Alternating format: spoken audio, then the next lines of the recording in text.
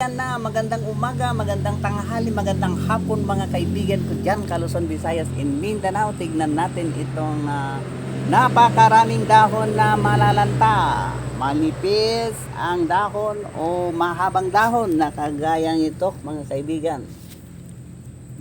Pinupuksan niya lahat itong herbicide na nai-recommenda sa akin. Kaya magpapasalamat din ako sa aking anak na si Gerson Alcon na nagbigay o nagrekomenda itong herbicide na ito. Ang pangalan itong herbicide na ito mga kaibigan, mga kagaya kong hardinero, Triplet 2,4-D herbicide amine. Yan. Ito ang ginagamit ko mga kaibigan. Tignan ninyo itong napakadaming dahon ng damo na ito. Nalalanta ka agad mga kaibigan. At hindi kayong mag-alala mga kaibigan ko dyan na hindi maka-apekto. Hindi niya maapektuhan itong katabi niyang halaman namin na nagsabong. Tignan ninyo, naglalapsap na mga kaibigan. Kaya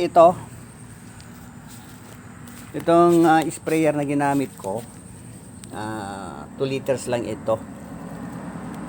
2 spoon lang ang inlagay ko dito na herbicide.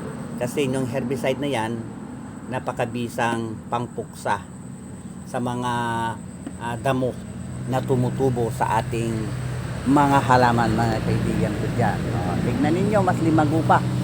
Kaya hayaan kayo mga kaibigan ko dyan na hardinero at aalaga ng ganitong harden. Ayan. Na tayo ay palagi nagbubunot ng mga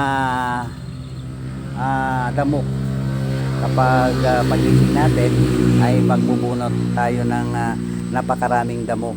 Kaya ito, may rekomenda ko sa inyong herbicide na ito.